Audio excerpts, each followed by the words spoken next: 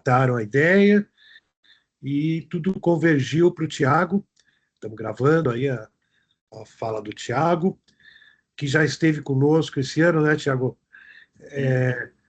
E a gente achou o teu tema bastante legal para motivar aí um debate com tem gente aqui da graduação, não só da pós, né, sobre o futuro além do humano, ciborgues, tecnoprofetas e biocatastrofistas.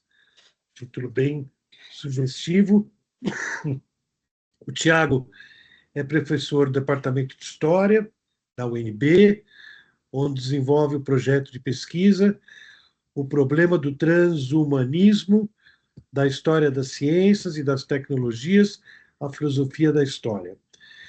Então, eu queria dar muito boas-vindas e agradecer a disponibilidade do Tiago em participar aqui da semana da faculdade da PUC e dizer para quem não conhece, o Núcleo Lumen é um núcleo de pesquisa, estudos, eventos como esse de hoje. Estamos já completando quase 2 anos de existência. Temos um grupo pequeno de professores da PUC que está devagarzinho crescendo, tanto dentro da própria PUC, como em outras instituições, outros estados, outros países, outras conexões. Né? O nosso grupo é Humanidades para Ciências e Tecnologia, e isso tem permitido um leque muito amplo de debate, que vai das emergências, crises climáticas, né? Planeta vegetal, a, a IA propriamente dita, o mundo das redes digitais, vamos conversar um pouco disso hoje, e vai por aí afora. Quem quiser mais informação é pucsp.br/lumen, né? Lumen, L-U-M-N. Daí lá dentro tem informação, tem o e-mail, vocês podem se inscrever, tem os grupos de trabalho, todo mundo é bem-vindo. Acho que não esqueci nada, né, Márcia e Ana, Camila? Então, Tiago, super agradecido. Espero estar contigo ano que vem, junto presencial, em algum canto desse país. E vamos lá, a bola é sua. Bom, obrigado, obrigado mais uma vez pelo convite, né? Agora que está gravando, para registrar aqui meus agradecimentos a você, José Luiz, Ana Maria, Márcia, Camila, né? Ao Núcleo Lumen, pelo convite, para estar aqui participando mais uma vez aqui de uma atividade promovida por vocês, agora na Semana de Ciência e Tecnologia da PUC. É um prazer enorme.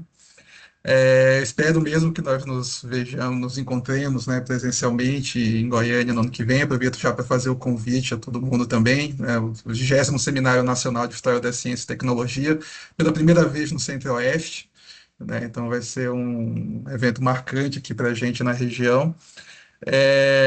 Bom, para essa conversa de hoje, na verdade, eu trouxe um tema, eu confesso para vocês um certo. Bom, eu trouxe um tema que eu acho interessante. A gente, né, tem sempre que justificar, por que que a gente está estudando isso? Sempre que tem uma justificativa muito nobre no projeto. A verdade é que eu estudo esse tema porque eu acho ele muito legal, né? Então, eu queria falar com vocês hoje. Na verdade, é um tema que, claro, faz parte também do conjunto de preocupações do Lumen. Eu vou começar aqui só para já abrir a apresentação, para facilitar. Ele faz parte, como eu disse, de uma das preocupações assim também, né, que eu sei que interessam ao Lumen, porque ele integra esse conjunto de preocupações que tem aparecido desde que nós começamos a pensar na possibilidade de um futuro sem humanos, né? Esses futuros sem humanos, eles isso tem aparecido muito na discussão, né? Eu não sei como, eu sei que tem alunos aqui, aliás, agradecer também a presença de vocês aqui. Eu não sei, eu sei que tem alunos de cursos da área tecnológica, né? Eu não sei como essas discussões aparecem para vocês, seria até interessante ouvir no final, mas nas ciências humanas, e particularmente no campo da história, né? Que é a disciplina, a área na qual eu atuo. esse tema do futuro ser humano aparece para os historiadores como um problema de especulação, disso que a gente chama de filosofia da história, né? Então, é uma filosofia, uma reflexão especulativa sobre o futuro, como vai ser essa história. E isso é um tema caro e importante aos historiadores, porque nós sempre pensamos o futuro, nós sempre refletimos sobre passado, presente e futuro, a partir da centralidade do humano, né? E essa é uma ideia que vem, vamos passar aqui o primeiro slide, deixa eu ver se consigo, aqui, é uma ideia que é muito associada ao iluminismo. Eu trouxe uma citação do Diderot, da enciclopédia, que é muito interessante para ilustrar isso, né? O Diderot diz ali, né, se banirmos o homem, né, e aí está falando do humano, né, ou ser pensante e contemplativo da superfície da terra, esse patético e sublime espetáculo da natureza não passa de uma cena triste e silenciosa. O universo se cala, o silêncio e a noite tomam conta. Tudo se transforma em uma vasta solidão, onde fenômenos não observados passam de uma maneira obscura e surda. É a presença do homem que torna interessante a existência dos seres. Né? Então, assim, né, ao longo da modernidade, nós estabelecemos essa forma de refletir sobre o futuro e o tempo, apoiado na centralidade apoiados na centralidade da existência humana. Né? Mas aí começa a aparecer essa preocupação com o antropoceno, a catástrofe climática, e nós começamos a pensar um tempo que é o tempo da Terra, né, mas sem humanos. Então, essa é uma das possibilidades de pensar esse futuro para além do humano, e outra é essa sobre a qual eu gostaria de falar com vocês hoje, que parece ser um pouco mais positiva, mas tem também seus problemas, que é justamente a ideia de um futuro sem humanos, porque nós teríamos superado a nossa condição de humanos, né? Nós seríamos pós-humanos ou mesmo transhumanos, né? É um conceito sobre o qual eu vou falar um pouco aqui hoje para vocês também. E aí, bom, quando nós pensamos, né, nessa figura do pós-humano, né, que é essa possibilidade de um novo ser derivado, mas não mais idêntico ao humano, no presente ele está evidentemente associado às inovações biotecnológicas, né? Então, a possibilidade de superação da nossa condição humana a partir do desenvolvimento das biotecnologias. E aí, no centro dessa ideia está um personagem, né, muito ilustre, que é o ciborgue. E aí eu acho que é interessante a gente contar um pouco essa história do ciborgue, porque ele, né, ele é frequentemente lembrado como um personagem de ficção científica, mas ele tem uma história muito mais ampla, né, diversificada, e eu acho que até mais interessante quando nós pensamos essas múltiplas existências do ciborgue. Então, só para começar um pouco essa história, né, vejam, o ciborgue, ele aparece a ideia do ciborgue, ela aparece no contexto da corrida espacial, né, nos anos 60. Ela é proposta inicialmente por esses dois cientistas, o Manfred Clynes e o Nathan Kline. Um é um médico, o outro é um engenheiro de tecnologias médicas, e eles pensam o problema do ciborgue a partir desse problema que está traduzido aqui na caixa, que é a ideia de que a viagem espacial desafia a humanidade não apenas no plano tecnológico, mas também no espiritual, posto que convida o homem a assumir um papel ativo em sua própria evolução biológica.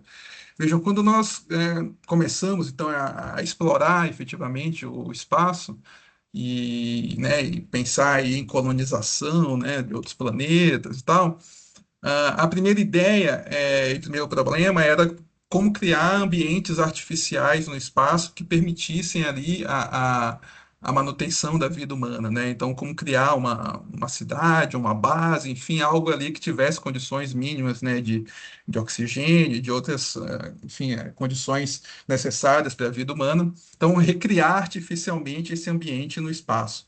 E aí, esses dois cientistas, eles pensaram, olha, ah, isso vai limitar a nossa capacidade de exploração do espaço, né? Se a gente se a exploração espacial estiver limitada à criação desses ambientes artificiais ou mesmo se nós desenvolvermos tecnologias como os trajes espaciais, mas que o astronauta precisa o tempo todo ficar verificando se está tudo bem, né? Enfim, ficar o tempo todo preocupado em não morrer, isso vai limitar a viagem espacial, a exploração espacial. Então, eles propuseram a ideia de que mais eficiente seria fazer bom,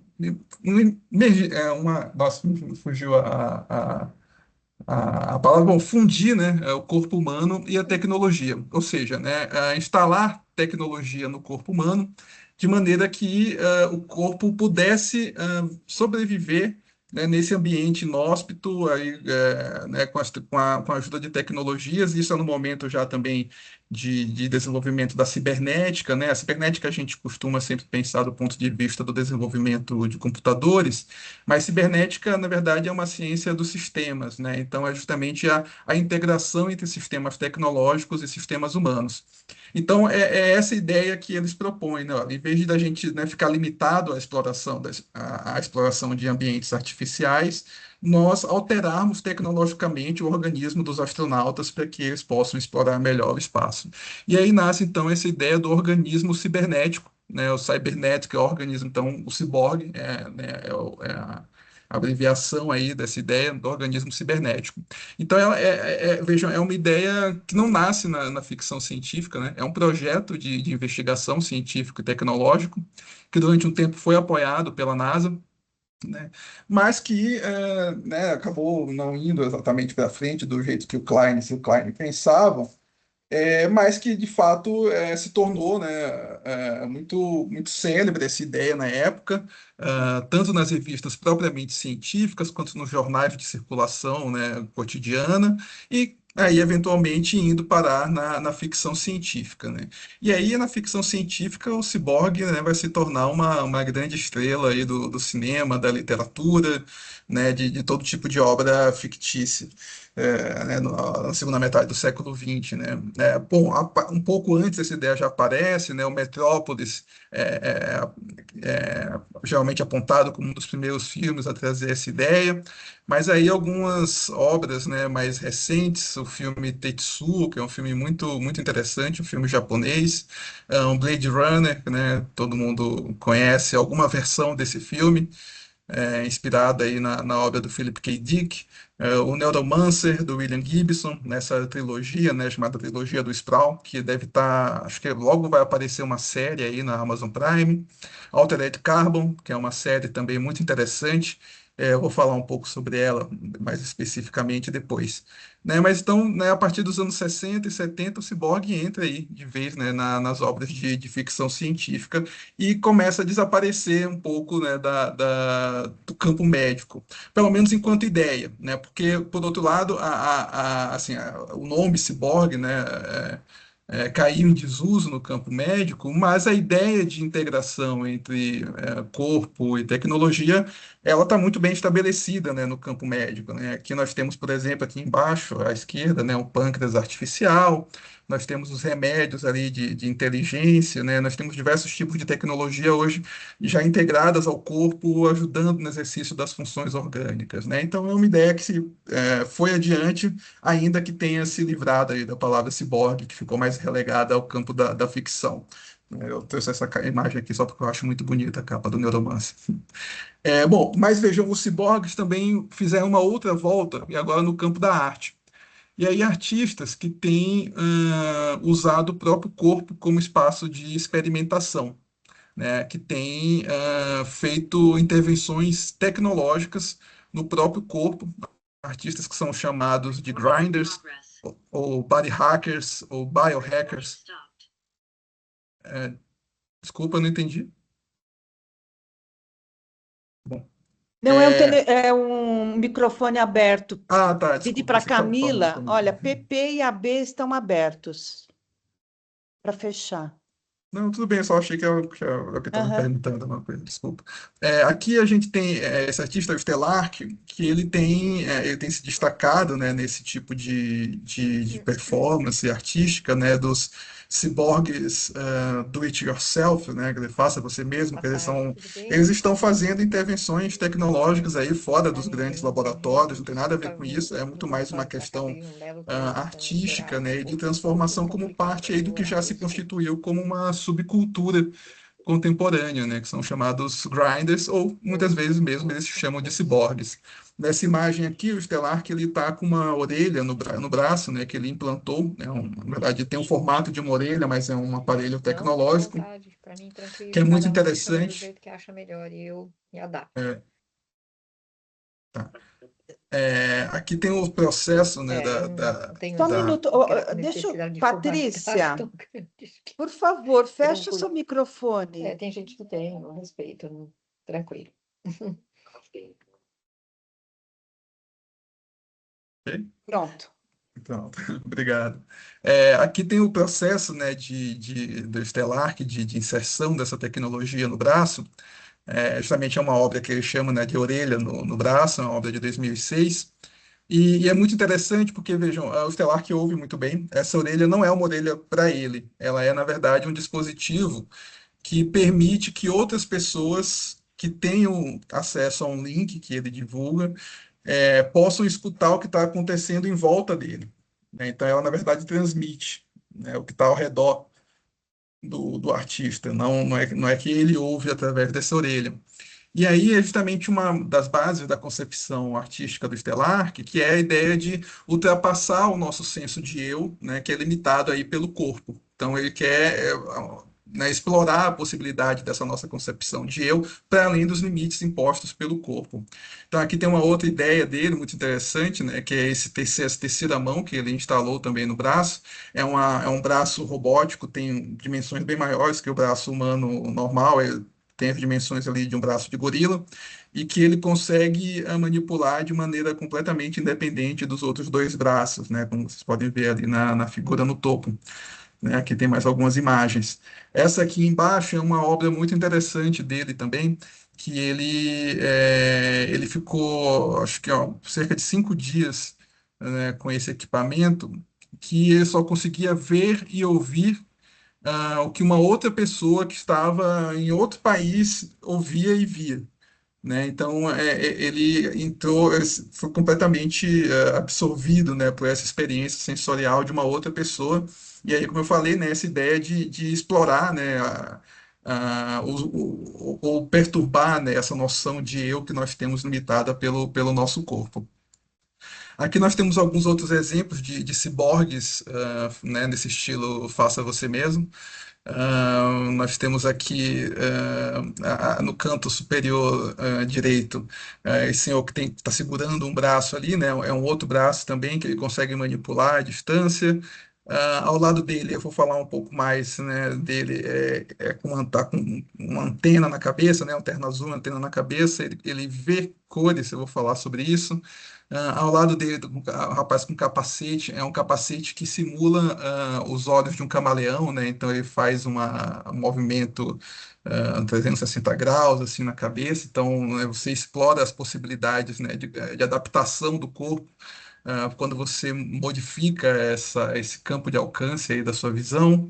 Ao lado ainda você tem ali algumas pernas robóticas que chegaram a ser desenvolvidas com um potencial militar.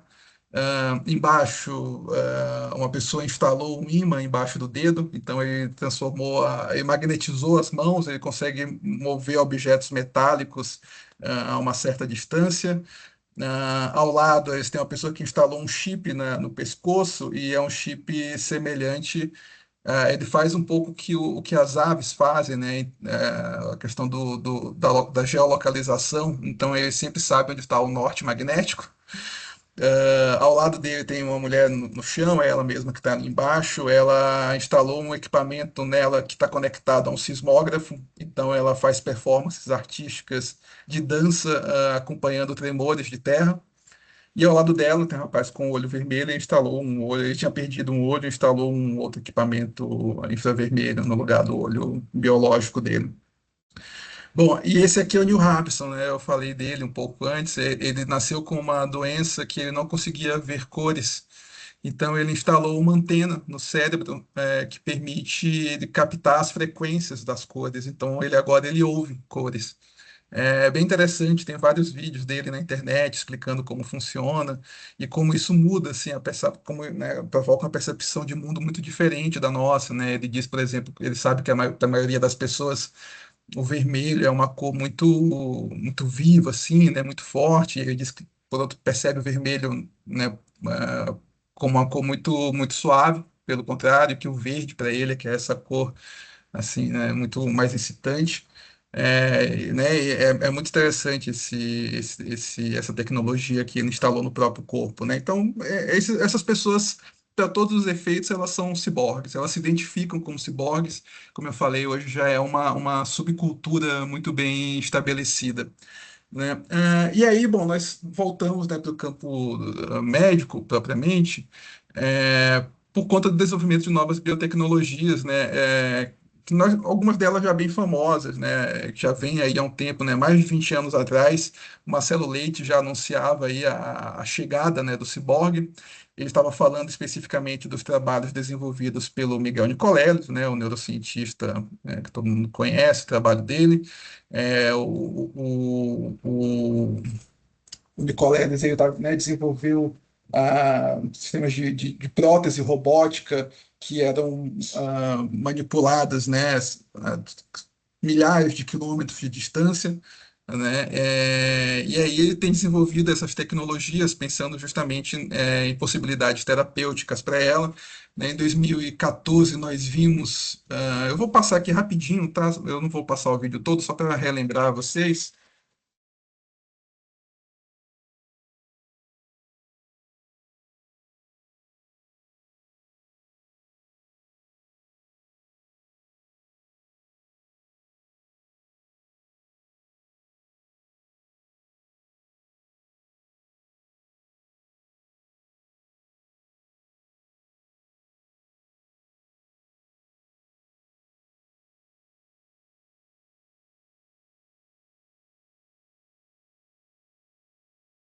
Tiago, a gente está sem som, você já percebeu, né? Desculpa, vocês estão sem som? Eu ia falar, né? Eu achava que era meu. Eu Não, achava que era desculpa. só eu, Bom, mas. tudo bem. Eu, na verdade, eu só queria mostrar um trechinho que era justamente esse exoesqueleto, né, que o Miguel Nicoleles desenvolveu e que ele apresentou durante a Copa do Mundo, né? A apresentação a FIFA acabou menosprezando ali, né? Mas foi um trabalho muito impressionante, né? E aí, vejam, o Nicoleles, ele é interessante porque nós vemos aparecer no trabalho dele essa ideia novamente, né? Da ideia de ultrapassagem, né? Do corpo, do nosso corpo. Esse é um trecho de um livro dele, do Muito Além do Nosso Eu, a nova neurociência que une cérebro e máquina. Eu leio aqui para vocês, né? O Nicoleles diz: a neurociência acabará expandindo a limites quase inimagináveis Você- a capacidade humana, que passará a se expressar muito além das fronteiras e limitações o- impostas tanto por nosso frágil corpo de primatas como por nosso senso de eu. Você Usando não tá. vários. Tu não tá compartilhando. Não tô? Então. Ih, Não, você desculpa. parou de compartilhar. E desculpa, gente, eu vou abrir aqui de novo. É, Acho que quando eu fechei o vídeo, eu fechei todo o compartilhamento, né?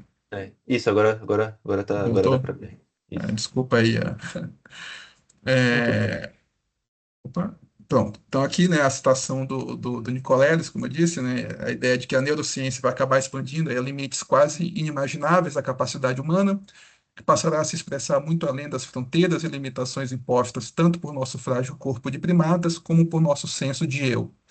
Então, usando várias dessas coisas que batizamos de interface cérebro-máquina, fomos capazes de demonstrar que macacos podem aprender a controlar voluntariamente os movimentos de artefatos artificiais, como braços e pernas robóticos localizados próximos ou longe deles, usando apenas a atividade elétrica de seus cérebros de primata. Essa demonstração experimental provocou uma vasta reação em cadeia que, a longo prazo, pode mudar completamente a maneira pela qual vivemos nossas vidas. Né? Então, a gente vê aí aparecendo, né, tanto no campo artístico quanto no campo propriamente científico, essa ideia, né, da possibilidade aí de ultrapassagem do nosso senso de eu a partir da integração corpo-máquina, da interface cérebro-máquina, que como diz o Nicoleles. E aí começa a aparecer uma outra ideia, né? Que ela volta também, é muito presente na ficção científica. Essa é uma série muito interessante, eu acho que é a minha série favorita, Fringe. Que na abertura dela já a gente vê essas palavras aqui, né? Singularidade e transhumanismo. Essas duas palavras estão diretamente relacionadas, né? A singularidade diz respeito a esse momento aí, justamente pensando, voltando àquela ideia de uma filosofia da história, né? De uma reflexão especulativa sobre o futuro. A singularidade diz respeito a esse momento em que a integração entre corpo e máquina, entre cérebro humano e computadores, vai ser tão completa que nós não seremos mais humanos, né? Nós seremos outra coisa.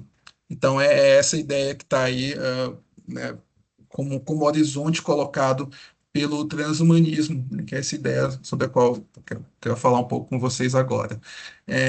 O transhumanismo, para deixar um pouco mais claro assim, né, do que se trata, eu trouxe esse material feito pelo Nick Bostrom, que é um dos filósofos aí né, que são mais identificados, são mais militantes dessa ideia do transhumanismo. E nessa introdução geral, né, tem aí as perguntas frequentes, perguntas e respostas mais frequentes. O Bostrom define o transhumanismo da seguinte maneira: bom, o transhumanismo é uma forma de pensar sobre o futuro que se baseia na premissa de que a espécie humana, em sua forma atual, não representa o fim de nosso desenvolvimento, mas sim uma fase comparativamente inicial. Nós o definimos formalmente da seguinte forma: um movimento intelectual e cultural que afirma a possibilidade e a conveniência de melhorar fundamentalmente a condição humana por meio da razão aplicada, especialmente por meio do desenvolvimento e da disponibilização ampla de tecnologias para eliminar o envelhecimento e aprimorar consideravelmente as capacidades intelectuais, físicas e psicológicas. 2. O estudo das ramificações, promessas e perigos potenciais das tecnologias que nos permitirão superar as limitações humanas fundamentais e o estudo relacionado das questões éticas envolvidas no desenvolvimento e uso de tais tecnologias. Então, nós vemos aí, né, reaparecer a ideia de um futuro sem humano. Né? No caso, aí, um futuro para além do humano, né? Justamente porque, como diz aqui o Bostrom, a ideia de que o humano é apenas uma etapa, né, em direção a esse outro ser melhorado tecnologicamente, né, no futuro onde nós teríamos já eliminado o envelhecimento, as doenças, aprimorado as nossas capacidades, etc. Então, esse é o grande projeto, né, a grande promessa do transhumanismo.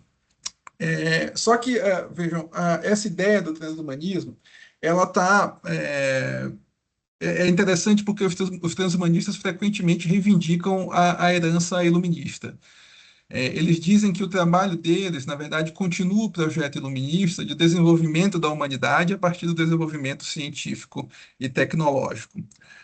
Mas, no fundo, tem um problema ideológico aí, que é justamente uma ideia de separação entre corpo e alma, ou, né, que aparece aí entre corpo e razão, ou corpo e espírito, enfim, essa ideia de que nós somos outra coisa, né, além do que o nosso corpo, e que é possível separar essa outra coisa do nosso corpo e colocar, por exemplo, numa máquina. Né? E essa é uma ideia muito antiga, né, e que tem ali também uma trajetória e tem uma série de críticas. Mas ela é basicamente um tipo, né, de dualismo, então, uma ideia de separação, né, entre espírito e corpo, que tem também origens religiosas, né, entre corpo e alma, e que tem sido alvo aí principal alvo das críticas recebidas, né, pelos transhumanistas, que hoje, né, os críticos falam justamente da necessidade de pensar de uma maneira não dualista, né, ou seja, de pensar sem essa divisão corpo e intelecto, né, corpo e alma, corpo e razão, etc. E um dos autores que fundamenta a base filosófica dessa crítica, né, que a possibilidade de pensamento não dualista, é o Georges Canguilhem. Ele tem esse livro chamado Conhecimento da Vida, que é uma coletânea de textos, né, dele, e aí tem um texto sobre Descartes e a técnica, onde o Canguilhem apresenta uma ideia, né, de que não há diferença entre as ferramentas e as máquinas. Né? A ideia, então, de que as ferramentas e as máquinas são tipos de órgãos e os órgãos são tipos de ferramentas ou de máquinas. Né? Então, não há diferença entre aquilo que é de nascença e aquilo que é construído. E essa ideia ela foi recuperada pelo Ian Hacking, num texto que foi republicado nesse livro chamado Canguilhem entre os ciborgues, é um texto que fez muito sucesso. Essa ideia, então, né, de que não há diferença entre um corpo biológico e a máquina, depois do Canguilhem, fez carreira em outros autores, né, justamente que começam a pensar para além desse dualismo, dessa cosmologia moderna, né? O texto clássico aí é o Manifesto Ciborgue, da Donna Haraway. É um manifesto, né, que ela faz com ciência, tecnologia e feminismo socialista. Mais recentemente, nós temos esse livro do Thierry Roquet, que se chama justamente Filosofia Ciborgue, Pensar contra os dualismos, né? Então, pensar fora dessa separação que dá base ali teórica aos transhumanistas. E aí, entre os autores que se apoiam no Canguilhem, eu acho que o mais interessante, um dos mais interessantes é o Dominique Lecourt. Ele é autor desse livro, Humano Pós-Humano, de 2003, e é nele que aparecem essas categorias de biocatastrofismo e tecnoprofetas, que eu coloquei no título da minha apresentação. Vou falar sobre essas categorias, né? Vejam, o livro do Lecourt é muito interessante porque ele vai justamente na bibliografia que fundamenta hoje o que é o campo aí do transhumanismo, né? Autores aí clássicos, Marvin Minsky, mesmo o Alan Turing aparece, o Hans Moravec, autores que profetizaram, né, e aí vem essa ideia dos tecnoprofetas, profetizaram como seria esse futuro altamente tecnológico, né, de total integração entre corpo e máquina. E quando eu falo assim que é uma filosofia especulativa sobre o futuro, sobre o tempo, eles de fato, o Dominique Lecourt usa uma expressão muito interessante, ele diz que é uma filosofia da história de engenheiros, e aí ele traz uma ideia que foi elaborada pelo Hans Moravec. Ele propôs essa linha do tempo, né? Isso foi, né, nos anos 90, logo após o Deep Blue, aquele computador da IBM venceu Kasparov, né, na partida de xadrez. E aí o Moravec ele propõe essa linha do tempo aí, que em 2010 os computadores terão adquirido as capacidades de um cérebro de lagarto, em 2020 os computadores conseguirão igualar a capacidade de memória e velocidade de cálculo do cérebro humano, 2029 a 2040, as capacidades dos computadores igualarão o cérebro humano no que diz respeito à compreensão de conceitos abstratos, reconhecimento de forma e outros atributos de inteligência. E em 2099, né, a singularidade, o pensamento se fundirá com o mundo das máquinas inteligentes. Então, esses são os tecnoprofetas. Só que aí, vejam, os tecnoprofetas eles têm sido muito combatidos por uma outra corrente que parece altamente ideológica também, que são os biocatastrofistas. Os biocatastrofistas são autores que têm promovido a ideia de um recuo tecnológico, né? Eles entendem que esse futuro é catastrófico, é desastroso para o nosso senso para a nossa própria concepção de humanidade e propõe, então, uma desaceleração, né? O mesmo recuo tecnológico. O Lecourt vai se referir a eles como biocatastrofistas, justamente porque eles fizeram uma transposição da concepção de homem lá do iluminismo, né, para uma ideia de humano que não é mais centrada na razão, como era para os iluministas, mas na biologia. Então, eles entendem que o desenvolvimento tecnológico, se alterar o nosso corpo, o nosso organismo, vai, de alguma maneira, acabar com a nossa humanidade.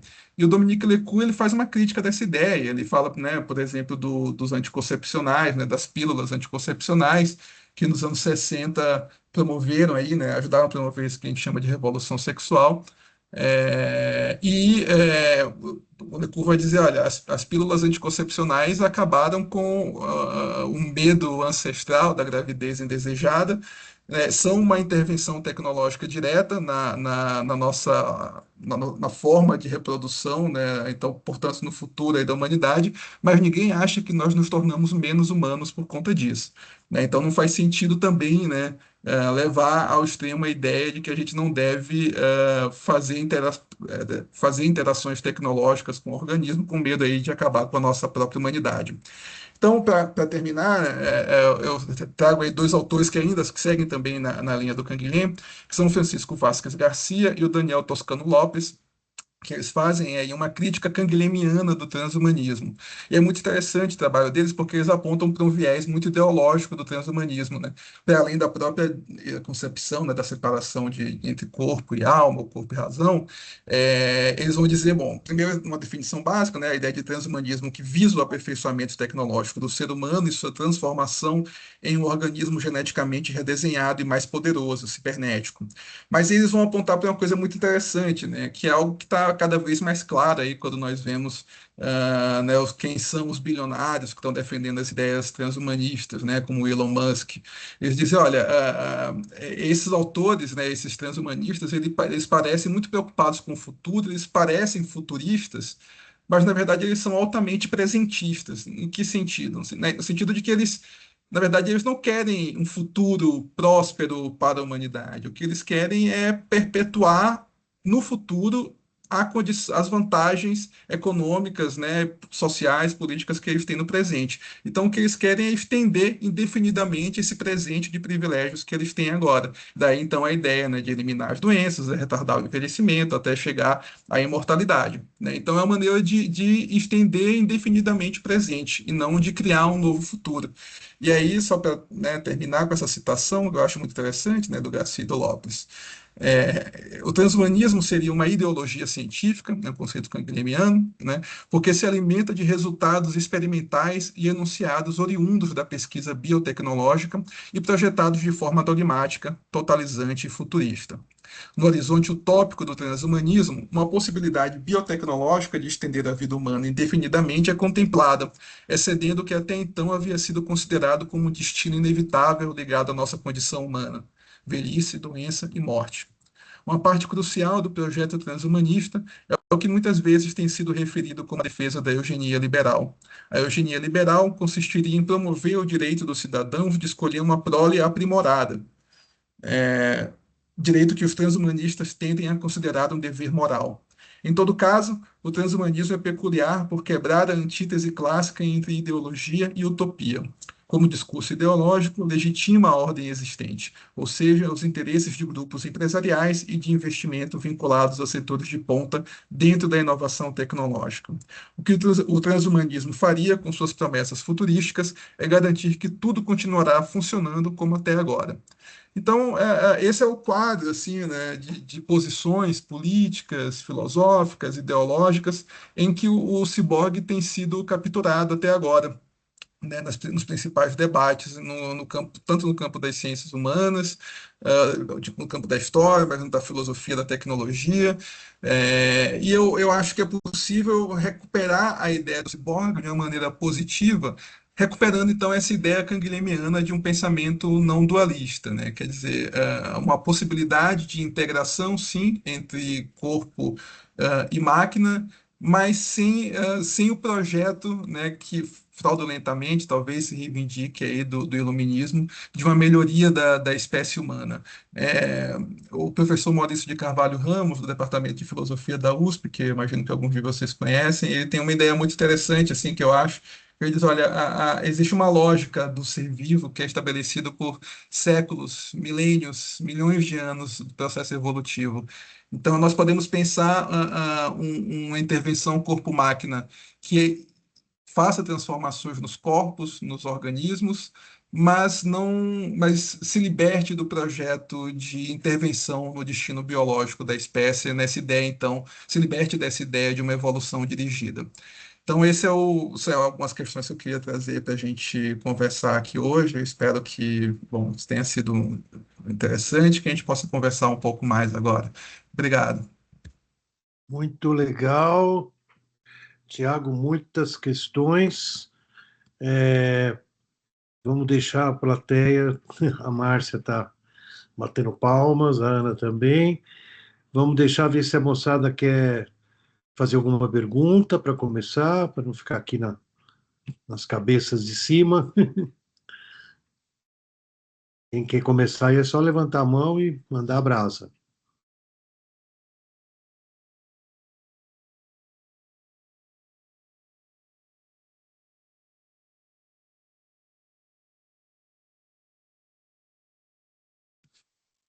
Todo mundo tímido aí com tanta coisa.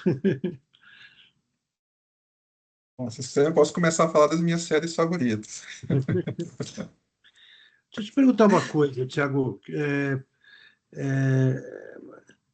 As coisas recentes que estão acontecendo relativamente à inteligência artificial, você acha que altera um pouco essa perspectiva que se apresentou do transhumanismo? Às vezes, Ah, às vezes me dá a impressão que que, ainda que você falou, né, não vamos pegar a dicotomia corpo-espírito, né, dá a impressão que, de um tempo para cá, o pessoal não quer nem saber do corpo, né?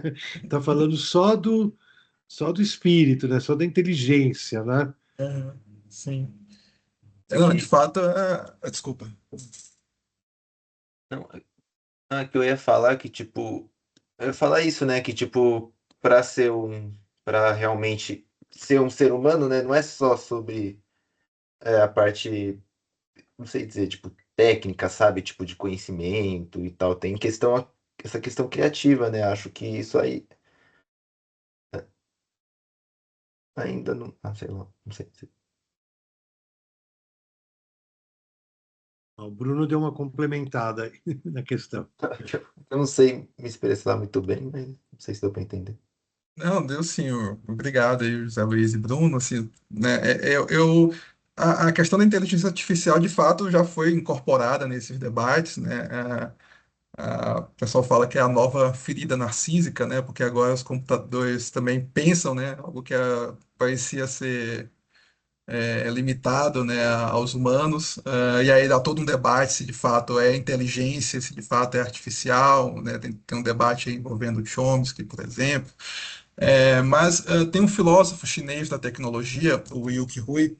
Eu gosto muito dos trabalhos dele e ele recupera uma ideia do Kang Lin, né, associada a essa questão da relação do organismo, do corpo, de não ter diferença entre o corpo e uma ferramenta, né? Entre o de nascença, o biológico e o construído. O Yuki Hui ele diz, olha, nós podemos pensar a inteligência artificial da mesma maneira que Kang Lin pensava. Do mesmo jeito que Kang Lin dizia que não havia diferença entre um braço biológico e um braço artificial, a gente pode pensar a inteligência artificial como uma extensão, como uma prótese da inteligência, e não como algo oposto a ela. Então, é uma ideia que ele tá tentando animar dentro de uma concepção de discussão que ele tem sobre cosmotécnica, que na verdade ele diz assim, olha, é uma possibilidade de pensar de uma maneira diferente a nossa relação com a tecnologia, né? Então, em vez de pensar por esse temor, né, de que a inteligência artificial possa nos substituir ou nos ultrapassar, colocar a inteligência artificial a serviço não, né, do humano, então como extensão do nosso corpo, da nossa inteligência. Eu acho uma ideia muito interessante, né, que tem aparecido aí em alguns textos dele, né? Se é viável é algo que a gente que ainda está em discussão, né? O debate está aberto ainda.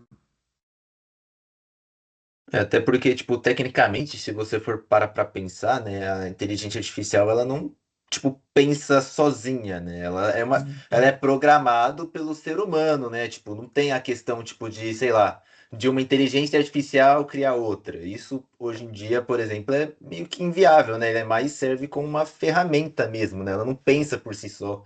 Ela não tem opiniões, tipo, ela não tem, vamos dizer assim, criatividade, né? Tipo, é meio que é a gente que faz essas coisas, né? Talvez, né?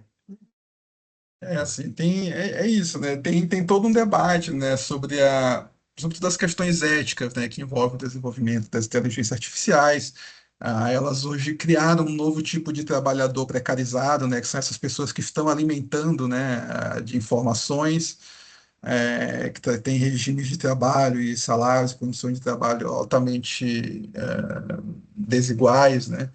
É, mas aí também tem já discussões se perguntando isso, né? Como você ensinar, tem questões éticas, né, para essas inteligências artificiais, né? Eu sempre lembro um artigo de um colega da Unicamp, que hoje é diretor do Arquivo Público do Estado de São Paulo, que é o Tiago Nicodemo, né? Ele tem um artigo chamado Meta-História para Robôs.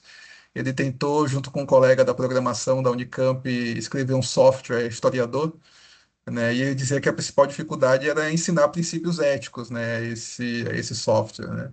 E aí ele lembrava assim, de algumas experiências muito tristes, né? Em que algumas inteligências artificiais foram lançadas, assim, aquela do Google, por exemplo, né? Que começou a aprender pela interação. É muito interessante porque na ficção científica a gente tem essa ideia das inteligências artificiais ultrapassando, né, a humanidade.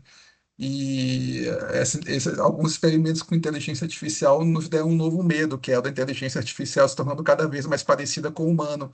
Porque depois de algumas horas de interação, ela virou nazista, né? Ela começou a defender o extermínio de judeus, defender o extermínio de outras minorias, porque ela alimenta justamente dessa interação, né? Então, é uma dificuldade, por exemplo, né? Você ensinar princípios éticos a esse tipo de tecnologia. Mas, enfim, como eu falei, né, é um debate que tá colocado, mas que acelerou, né, ou foi incorporado, de alguma maneira, a essas discussões sobre a superação do humano, né, pelo desenvolvimento tecnológico. Ô, Tiago, Oi? teve uma pergunta aqui que entrou pelo chat. Posso só dizer uma coisinha, indo na direção do que o Tiago estava comentando e juntando com essa ideia de que, na verdade,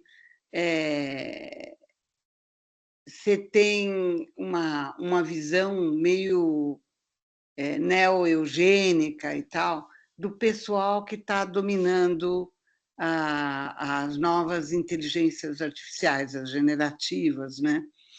Que te passa uma impressão de criação, de coisa criativa, porque elas inventam o que elas não sabem, né? Mas a gente sabe que a programação, a maior parte das pessoas não.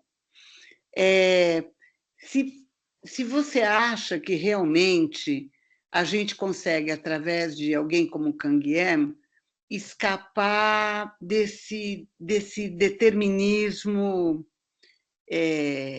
ético e filosófico que eles estão lançando, para deixar tudo como está, né? Mudar para continuar igual que está. Uhum. E lembrando um pouco que o que hoje se considera nova ecologia, né?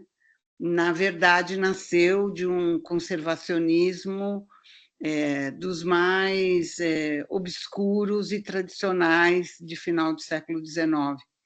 Né? Então, se você pudesse falar um pouquinho desse paralelo, e aí é uma continuidade do que o Tiago já vinha falando, é isso. Obrigada. Você quer falar, José Luiz, o que chegou, porque de repente eu posso... Não, era uma outra pergunta, acho legal você responder a Ana, e depois que é uma pergunta que entrou pelo chat, depois eu coloco. Tá bom, não, obrigado, assim, eu não sei se o Canguilhem vai ser a gente vai encontrar no Canguilhem a resposta, né, a questão talvez não seja exatamente essa, mas assim, o que o Hacking faz é dizer, olha, esse texto do Canguilhem, né, sobre o Descartes e a técnica, ele é a primeira crítica dessa perspectiva cosmológica, né, baseada nesse dualismo, né, de que há uma diferença entre máquina e organismo. Né? Na verdade, são nos dois textos que aparecem essa distinção, né? Máquina e organismo e Descartes e a técnica. Então, assim, é dessa crítica, dessa perspectiva filosófica não dualística, né, que a discussão está partindo. Então, o Hawkins, né, retoma essa possibilidade, então, ele mostra, olha, a dona Haraway certamente não estava ali se apoiando no Canguilhem, mas ela também ativa essa possibilidade, né, de superar o dualismo. Aí você tem o Thierry Rouquet, que já estava tentando aproximar a dona Haraway e o Canguilhem. Você tem o Yuki Rui recuperando novamente essa ideia do Canguilhem, né? Então, não é propriamente o Canguilhem, mas essa crítica a essa perspectiva dualista, né? Que, segundo para o Hacking e para esses autores, nasceu ali, né, no livro Conhecimento da Vida, do Canguilhem, né? Ele diz que é um livro que merece um culto contemporâneo, é muito interessante. Então, o Marcos Teixeira, que é um professor aí do Vale do Paraíba, ele teve que sair por causa da aula, que ainda é sobre ética humana, Ana, mas ele fala logo, logo vai ser a ética transhumana. Ele pergunta se já tem algum país que tem alguma regulamentação, legislação para ciborgue, inteligência artificial. Existem já algumas leis específicas sobre isso? Eu não sei. Sinceramente, eu não sei dizer, mas recentemente eu vi uma discussão muito interessante, assim, né, bom, nós frequentemente, nós vemos os transhumanistas falando, né, e, bom, a gente com muito dinheiro, né, você tem bilionários envolvidos, desenvolvendo projetos, investindo aí nas think tanks, envolvendo em laboratórios, desenvolvendo certos tipos de tecnologia. E frequentemente a gente pensa assim, estão desenvolvendo isso num laboratório secreto, no Vale do Silício, uma coisa assim. E muito provavelmente não é nada disso. Muito provavelmente eles estão desenvolvendo essas tecnologias em países onde não há regulamentação, né? É muito provável que isso esteja sendo desenvolvido, explorado, experimentado em lugares onde não há experimentação, regulamentação quanto a esse tipo de experimentação humana, onde há leis menos claras sobre isso, como o caso de clonagem, por exemplo, de experimentação em humanos, né, como uma forma aí de burlar certas leis que existem, né, nos Estados Unidos e em outros países da Europa, enfim. Então, eu não conheço exatamente países que têm legislação, mas a ideia hoje, a mais aceita, é que eles estão explorando a ausência de legislação em muitos países para fazer esse tipo de experimentação. Bem respondido. É o contrário. É, Vamos ver quem mais quer fazer alguma pergunta, aproveitando que o Thiago está aqui disposto a responder, ou pelo menos arriscar respostas. exato.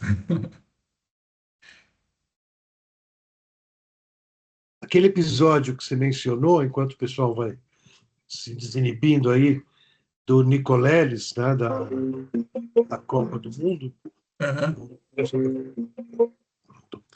é, foi terrível, né, Thiago? Eu não sei como é que eu fiquei sabendo dessa história bem antes da Copa e estava todo ligado para ver acontecer, né?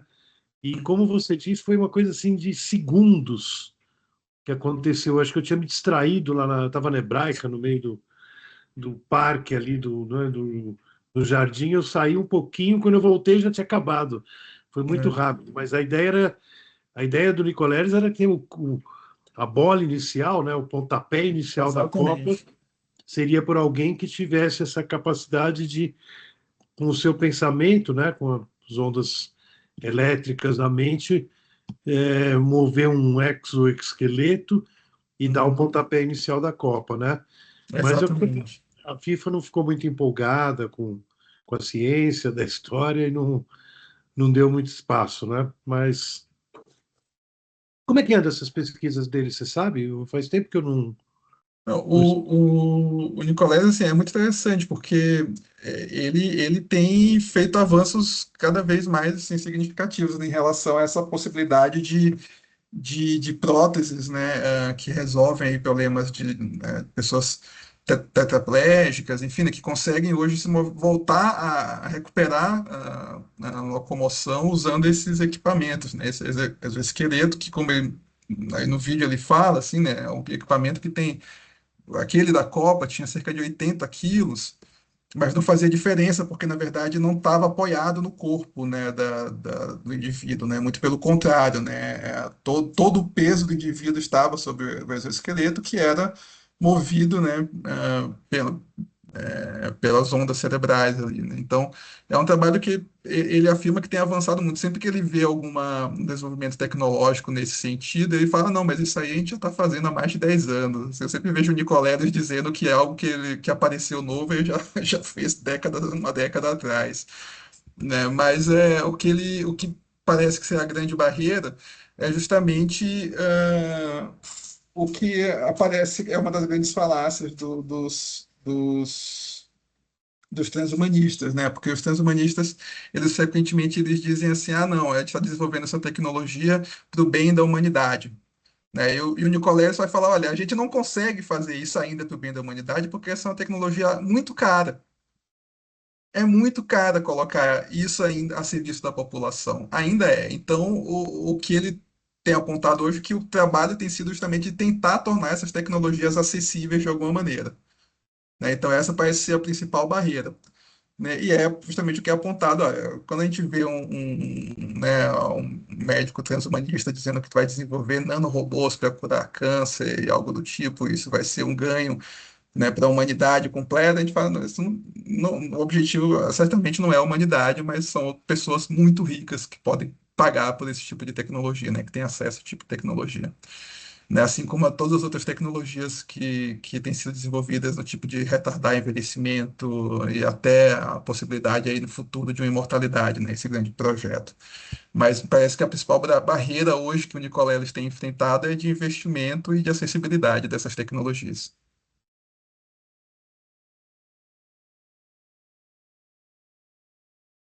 Tudo bem. Quem quer fazer a próxima pergunta?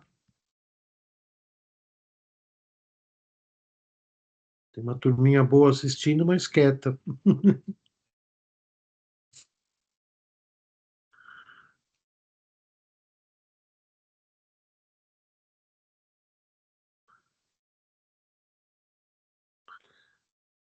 Patrícia levantou a mão. Vamos lá. Eu já estava engatilhando uma pergunta aqui, Patrícia, mas você primeiro. Então, eu fui vendo um pouco a sua trajetória de apresentação e eu fiquei pensando numa questão, né? Eu estava tomando um cafezinho, o Nicolele sentou do lado e eu aproveitei para entrar na conversa com ele. Foi um mero acaso, isso foi semana passada. E eu achei muito interessante, porque ele começou a falar um pouco da questão da tecnologia e dos enganos da tecnologia, e aí acho que ele entrou de novo na questão do caro e do barato, essas coisas todas. Mas teve um ponto da conversa que ele falou que eu fiquei muito intrigada, porque ele falava assim, né? O fato é que a tecnologia foi forjando uma concepção de homem, né? Não era só a questão da acessibilidade, mas ele dizia, né, que a tecnologia ia forjando um outro homem, que cada vez que ele acoplava lá uma tecnologia o humano se transformava num outro humano. E eu fiquei pensando, qual dimensão, né?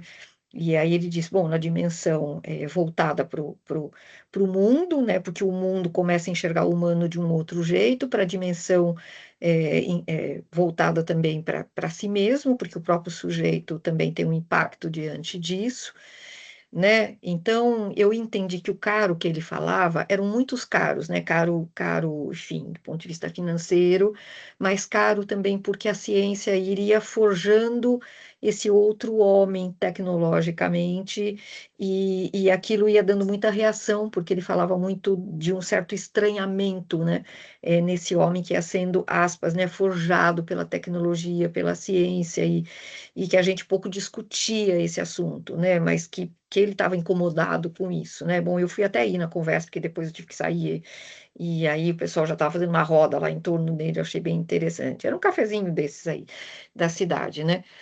Então, eu não sei se você tem vontade de contemplar um pouco isso, né? Mas o que é que te parece? Uhum. Fechou o microfone no finalzinho agora. Eu escutei a última. Sem microfone, Patrícia, peraí. Dá para ouvir agora? Agora Agora, sim. Tá. Então, como é que é isto, né? A ciência vai forjando, né, esse homem, né? E que impactos que isto vai trazendo, que acho que o Canguilhem, de alguma maneira, tentou também abordar isso, não sei, a minha leitura, e queria deixar você, né, ficar à vontade para ver se esse ponto aí é possível de conversar um pouco. Eu agradeço demais né, pela questão, assim, muito interessante mesmo. Eu acho bom, primeiro, que legal, né, a possibilidade de poder conversar diretamente com o Nicoleles também sobre essas questões, né? Ele, por sinal, recentemente foi para o campo da ficção científica também, né? Ele lançou recentemente um livro chamado, acho que é Nada Mais Será Como Antes, né? É um livro justamente sobre colapso ambiental e tem um grupo que está querendo matar um cientista que pode ter a resposta aí para salvar, né, a humanidade do colapso. É bem interessante. Mas, assim, eu acho que ele tem razão, porque a gente a gente tem uma ideia justamente que ela é uma interpretação filosófica sobre o iluminismo e as tecnologias, né, de que bom, você tinha uma filosofia iluminista e você tinha as tecnologias que de alguma maneira eram a aplicação dessa filosofia moderna, né? E a gente sempre pensou assim, né? Você tem um discurso filosófico e você tem a tecnologia. E o que a gente vê hoje, na verdade, é que as tecnologias, essa é uma ideia do Yuki Hui, as tecnologias elas não precisam mais do discurso filosófico. O próprio desenvolvimento histórico das tecnologias já são a expressão né, de uma cosmologia, de uma interpretação e de uma forma de ação filosófica no mundo, que é isso que é, sem dúvida, capaz de criar, né, novos tipos de humanos. Eu acho que o que está no centro dessa discussão com os transhumanistas é justamente como eles veem esse desenvolvimento tecnológico, né? E aí essa interpretação que eles têm sobre o humano, né? E aí nessa cisão que eu acho que o Dominique Lecourt pegou muito bem, né, entre tecnoprofetas e biocatastrofistas, né? Então você tem aí um grupo que pensa que o desenvolvimento da tecnologia pode nos levar para algo além, né, do humano, né? Ou seja, pode criar uma coisa, né, um ser completamente diferente do que nós somos hoje.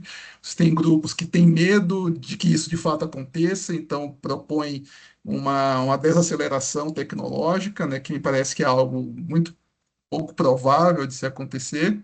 E você tem esses outros grupos que estão propondo, na verdade, não é desaceleração, é mudança de rumo, é a mudança da nossa relação com a tecnologia como possibilidade de criar, assim, novos tipos de seres, né? Mas ainda, isso vai deixar de ser humano? A questão é essa, né? Esses filósofos que estão aí recuperando a ideia do Canguilhem, eles não aceitam a ideia de que o desenvolvimento tecnológico vai nos levar para algo diferente do humano, embora possa assim nos transformar em outra coisa. Mas isso faz parte. O Canguilhem é, ele é altamente a favor dessa mobilidade, né, do humano, do organismo. Ele acha que o movimento faz parte, né? Ele não é um pensador fixista, né? Só que é isso. Assim, ele também diz, olha, a técnica ela foi desde o princípio uma parte do processo de individuação dos organismos. Ela faz parte, né, da nossa evolução, da nossa constituição orgânica composta. Então, isso é uma possibilidade de desenvolvimento tecnológico isso faz parte que dificilmente vai passar a nossa sensibilidade. Né? E aí eu acho que esse Tiago, Thiago, tá Tá falhando. travadão. tá dando uma tá, falha tá no teu bem? sinal. Peraí. As últimas frases tuas saíram cortadas. Onde foi a última coisa que Não sei, vocês. não sei se isso é transhumano. Ah, tá. Não, mas no fundo é isso, né? É a ideia de que, bom, pensar que o desenvolvimento tecnológico vai de alguma maneira acabar com a nossa humanidade parece uma ideia, né, altamente assim, comprometida ideologicamente que desconsidera esse fato, né, de que a técnica faz parte, né, da biologia humana, é né, uma parte constitutiva do nosso processo de constituição biológica. Né? Então é nessa linha assim que eu penso. Mas enfim, né? Quer dizer, essa ideia de que a gente não. O que a gente vê hoje é isso, né? Que a gente precisa intervir diretamente na nossa relação com a tecnologia e do processo de desenvolvimento tecnológico, mais do que nos discursos, né? Porque a tecnologia contemporânea já não faz mais questão, né, de um discurso filosófico de sustentação. Ela é em si sua própria filosofia, né? Uau! Não sei se foi por aí. Não, foi legal, foi legal. Acho que a Patrícia está falando, mas está com o microfone fechado, não escutei. Patrícia, abre o micro. Abri, bom, primeiro eu queria te agradecer, porque essas ideias que você traz são muito instigantes, né? E espero ter outras oportunidades aí. Muito obrigada aí, parabéns. Eu agradeço, eu que agradeço. Vai ser um prazer voltar a conversar. Eu sempre aceitarei os convites. Legal, turma, mais alguma questão do Tiago? Querem aproveitar? a ala jovem aí dos alunos. Tem uma turminha boa aqui, hein? Guilherme, Gabriel. Ninguém se motiva aí a nessa aventura, Sem vergonha, né? sem vergonha. Vamos lá. Passou uma moto aqui, gente, desculpa.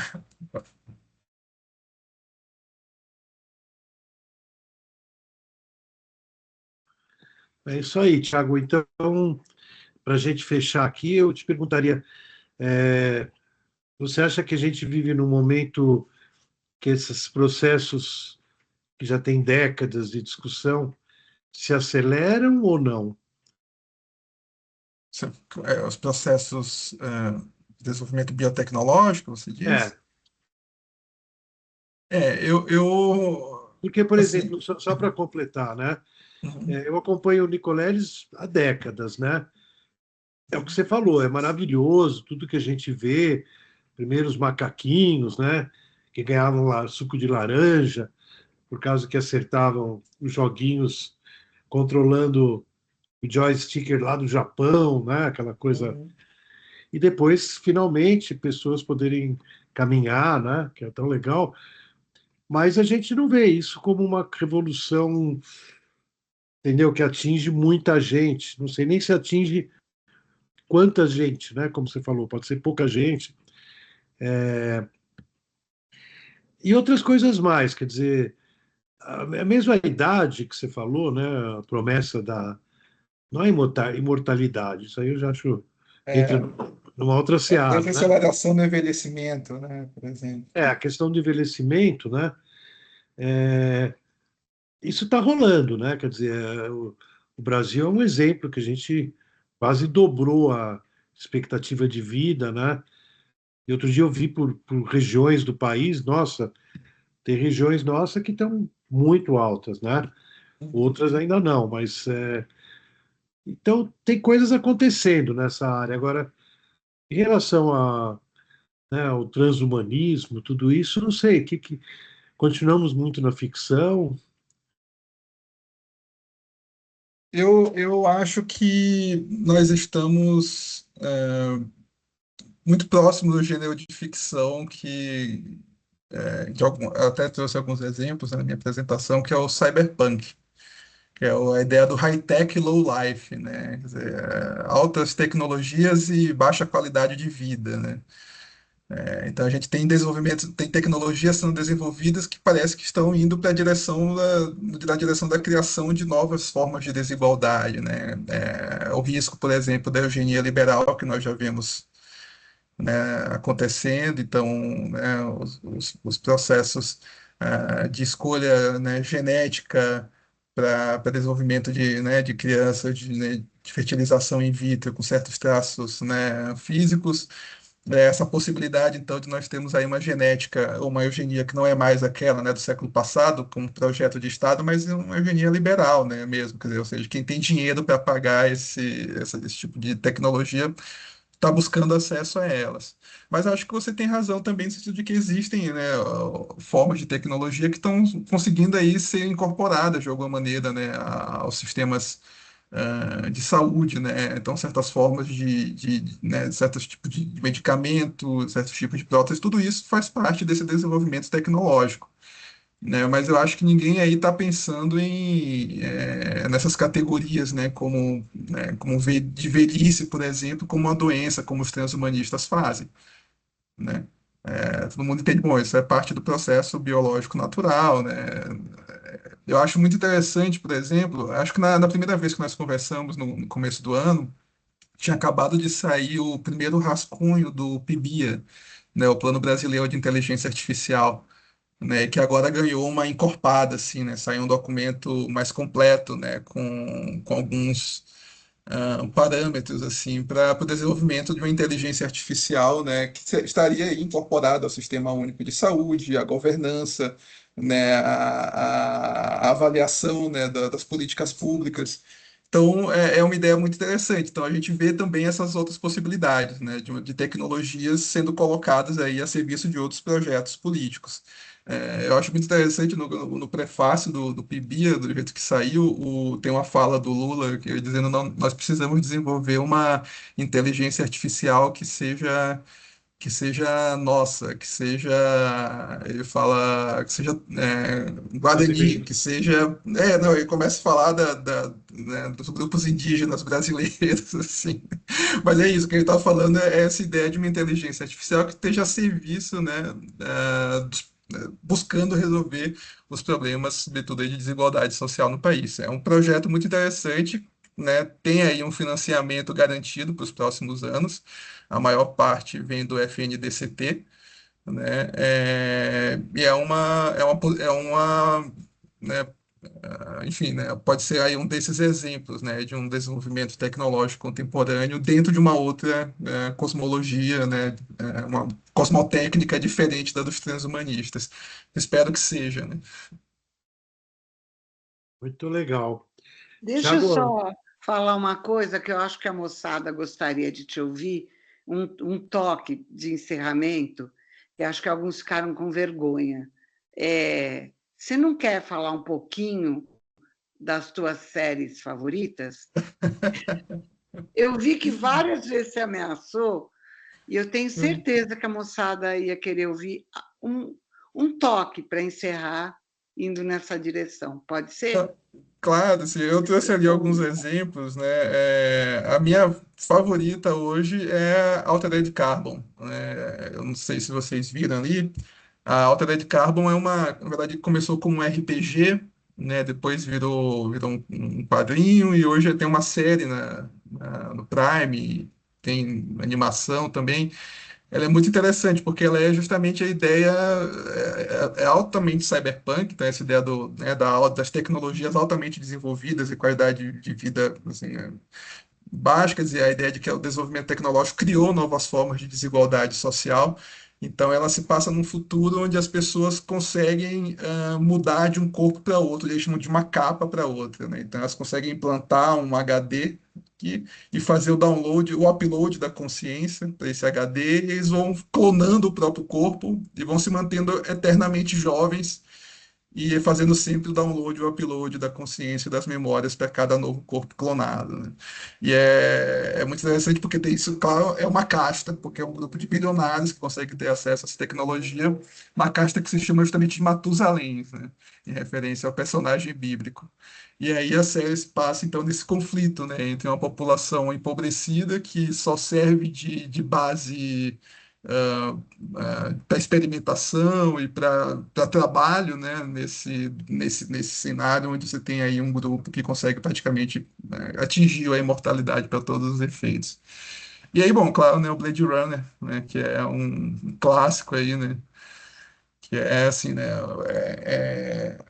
eu acho que é uma das primeiras vezes assim que a questão aparece, é muito clara a questão do trabalho, né? Então você tem ali, né, não são ciborgues, né, são mais androides propriamente, né, mas que são desenvolvidos justamente como escravos, né? Eles são criados tecnologicamente para fazer trabalhos, né, altamente perigosos, né, de exploração espacial, inclusive. Bom, nós vimos agora sair um filme, Mickey 17, genial, né? Concorreu aí ao Oscar.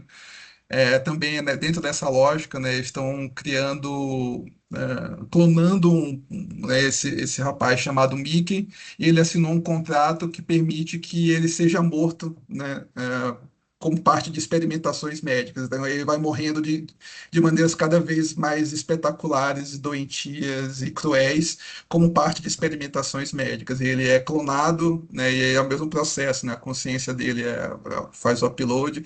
Chama Mickey 17. Eu acho um filme muito interessante, acabou de sair. Então, eu deixaria essas dicas aí. Assistam Blade Runner, quem nunca viu. Assistam Altered Carbon e assistam Mickey 17. maravilha. Vamos assistir. Muito obrigado para o Tiago. Muito prazer em receber essa plateia animada. Acho que a Não conheço. Stephanie quer falar. Acho que alguém quer perguntar alguma coisa. É, Diga, Steph. Stephanie Viveiros Cordeiro. Consegue me ouvir? sim. Perfeitamente, Stephanie. Boa noite, gente. Boa noite, É, Fê. nessa questão de filme, né? Você mencionou o Mickey 17. Eu fiquei pensando, agora mais uma opinião pessoal sua, se você acredita que a gente está caminhando para um caminho, um futuro que a anatomia da a autonomia das máquinas, se elas em algum momento vão redefinir o que significa ser humano, porque em Mickey 17 ele já não se importa mais nem com morrer, né? Que é basicamente o que torna a gente humano, né? E ele não se importa mais porque ele sempre vai voltar. Eu queria saber se você acha que em algum momento as máquinas e as suas autonomias redefiniriam esse conceito. Oi, Stephanie. Eu acho que essa foi foi a nossa discussão, assim, né? Quer dizer, o risco desse.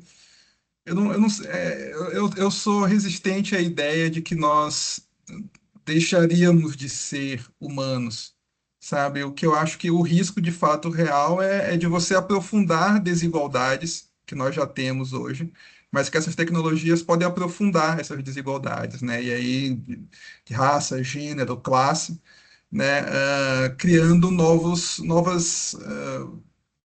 formas de vida que nós aceitamos, né? Passamos a aceitar ou normalizar que possam morrer, como no caso do Mickey 17. Quer dizer, ele é uma pessoa pobre, né, é um trabalhador, e é aceitável a morte dele por conta disso.